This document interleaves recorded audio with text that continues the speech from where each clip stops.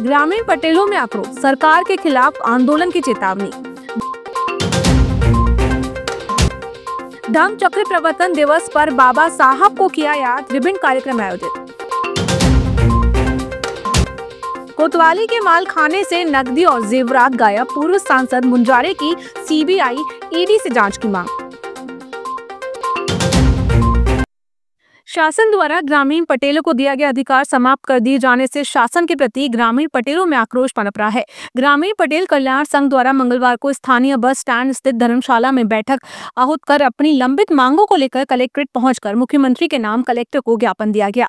इस दौरान उन्होंने कहा कि प्रदेश सरकार द्वारा ग्रामीण पटेलों को उनके अधिकार व मानदेय दिए जाने का वादा किया गया था, लेकिन मांगों पर अमल न कर सरकार द्वारा वादा खिलाफी की जा रही है, जिससे प्रदेश के समस्त ग्रामीण पटेलों में नाराजगी व्याप्त है। उन्होंने मध्य प्रदेश शासन से मांग की है कि शीघ्र ग्रामीण पटेलों की मांग को पूर्ण किया जाए, नहीं तो आंदोलन करने बाध्य होना पड़ेगा। ग्रामीण कल्याण पटेल संघ जिला जी सरकार के पास हम लोग अपने पटेल के हक और अधिकार की बात अभी तक रखते आए हैं, लेकिन सरकार हमारी हर बातों को सुनी अनसुनी कर रही है। अग्रिम कदम हमारा ये रहेगा कि अब सरकार के खिलाफ आंदोलन करना पड़ेगा और पूरे प्रदेश के पटेल को जागृत करके भोपाल में धरना देके बैठा। अभी बात चल रही थी कि जिला स्तर पर भी कुछ ऐसा बड़ा आंदोलन करने की बात कर रही थी, तो वो जिला स्तर पर कोई प्रोग्राम नहीं है क्या? जिला स्तर पर कार्यक्रम यही है कि जो सरकार का आदेश कमिश्नर के माध्यम से हर सीओ को और हर पंचायत में गया था कि पटेलों के लिए बैठने की कुर्सी की व्यवस्था की जाए, पटेलों का नाम पटल पर रखा जाए, पंचायत में बुलाया जाए, तो इस आदेश की अवहेलना हो रही है। इस आदेश के लिए आज हम कलेक्टर साहब से मिल रहे हैं। यदि नहीं होता तो फिर अग्रिम आंदोलन जिला स्तर पर।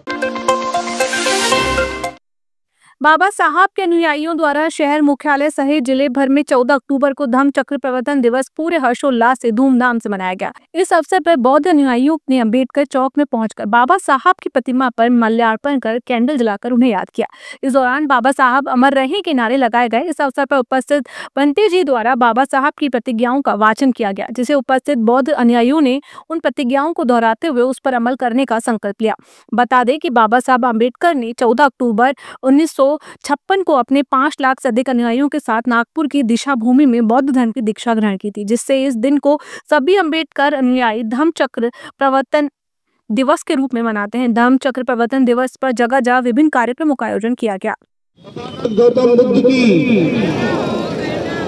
तथागत गौतम बुद्ध की,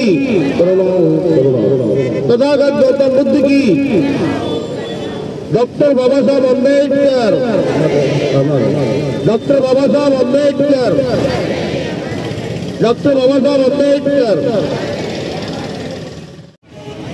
डॉक्टर बाबा साहब अम्बेडकर, डॉक्टर बाबा साहब अम्बेडकर, डॉक्टर बाबा साहब अम्बेडकर। बालाघाट की कोतवाली थाने के मालखाने से 55 लाख रुपए नगद और सोने चांदी के जेवरात गायब होने का मामला सामने आया है। जांच में मालखाना प्रभारी प्रधान आरक्षक राजीव पंद्रे की भूमिका संदिग्ध पाई गई, जिसके बाद उसके खिलाफ अपराध दर्ज कर उसे गिरफ्तार कर लिया गया। विवेचना के दौरान अब तक उससे करीब 40 लाख रुपए की वसूली की गई है, जबकि बाकी राशि और जेवरातों की तलाश जारी है। वहीं पूर्व सांसद शंकर मुंजाने ने इस मामले में पुलिस की कार्यप्रणाली पर सवाल उठाते हुए कहा कि कोतवाली मालखाने से 84 लाख रुपए से अधिक की गड़बड़ी गंभीर मामला है। उन्होंने इसमें लिप्त अधिकारियों को निलंबित कर सीबीआई और ईडी से जांच कराने की मांग की है। ये बहुत ही गंभीर मामला है। खाकी वर्दी में छिपे हुए अपराधी हैं, इन पर सख्त कार्रवाई होना चाहिए। इससे पुलिस की कार्यप्रणाली पर बहुत बड़ा सवाल खड़ा होता है।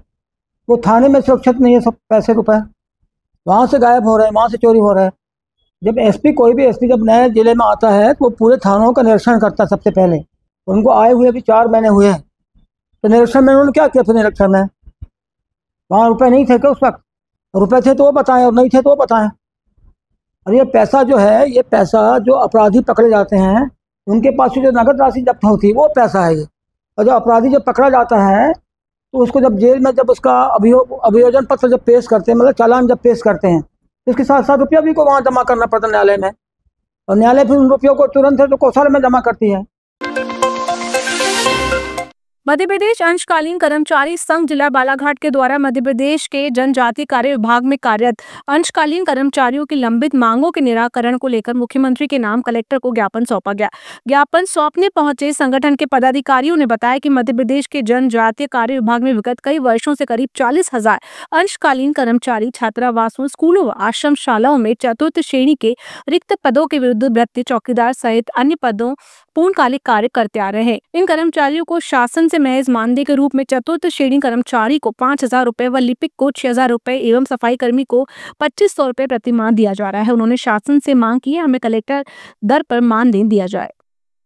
हमारा एक नहीं के बराबर है, जिसमें हमारा परिवार का जो पालन पोषण है वो बिल्कुल नहीं हो पा रहा है। और हमारे कर्मचारी के द्वारा ही मतलब स्कूल में ऐसा कोई काम नहीं है जो हमारे कर्मचारी के द्वारा नहीं गुजरता, चाहे वो कंप्यूटर ऑपरेटर हो, ऑफिस से संबंधित हो या स्कूल की साफ़ सफाई से हो, हमारे ही कर्मचारी काम करते हैं। लेकिन हमें मिलता कितना है, एक नहीं के बराबर। आज के ये महंगाई के दौर पर क्या होता है 5,000, आप ही बताइए। हाँ, तो हम चाहते हैं कि हमारा जो कलेक्टर दर जो है नियम आदेश शासन के आदेश अनुसार कलेक्टर दर हमको मिलना चाहिए, जो आज तक हमें नहीं दिया गया है। शासन से हम यही मांग करते हैं कि हमें कलेक्टर दर दिया जाए। मध्य प्रदेश की भाजपा सरकार में सबसे ज़्यादा अगर शोषण हो रहा है तो ये है जनजातीय कार्य विभाग के अंशकालीन कर्मचारी। ये वो अंशकालीन कर्मचारी हैं जो पूरे प्रदेश में लगभग 30 से 40,000 संस्थाओं में कार्यरत हैं, कोई आश्रमशाला में, छात्रावास में, स्कूल में। ये रिक्त जो चतुर्श्रेणी पद के रिक्त पद के विरुद्ध, चतुर्श्रेणी पोस्ट के रिक्त पद के विरुद्ध में जो अंशकालीन नाम से जो कर्मचारियों को रखा गया था, वो कर्मचारी आज से लगभग कई वर्षों से कार्य करते आ रहे हैं। यानी कोई को 10 वर्ष हो गया, 15 वर्ष, 20 वर्ष हो गया, उनको आज तक केवल 5,000 ही मासिक वेतन दिया जाता है। वो मासिक वेतन में ऐसा है कि इतने से कम पैसे में आज मतलब ये अपना ना परिवार चला पा रहे हैं, ना बच्चों को अच्छी शिक्षा, ना स्वास्थ्य, कुछ नहीं, बस जी भर रहे हैं, बस हो गया। सबसे ज़्यादा बुरी स्थिति और बदतर स्थिति तो अंशकालीन कर्मचारियों की। हमने आज किरनापुर थाना पुलिस ने रात्रि के समय बिना अनुमति घर में घुसने के मामले में नायब तहसीलदार केशव राव टेकाम सहित 4 लोगों पर अपराध दर्ज किया है। ये शिकायत किरनापुर निवासी इंद्रजीत सिंह दशमेर ने की थी। शिकायत के अनुसार 23 सितंबर की रात करीब 2 बजे उनके घर के बाहर एक वाहन रुका। खिड़की से देखने पर सुनील दुवारे और मुख्य गेट पर नायब तहसीलदार केशव राव टेकाम सहित अन्य लोग खड़े दिखाई दिए। घटना की रिपोर्ट थाने में दर्ज कराई गई थी। पुलिस ने जाँच के बाद टेकाम, सुनील दुवारे, ओम प्रकाश लिल्हारे और एक अन्य व्यक्ति के खिलाफ संबंधित धाराओं में मामला दर्ज किया है। उल्लेखनीय है कि टेकाम को पहले ही निलंबित किया जा चुका है।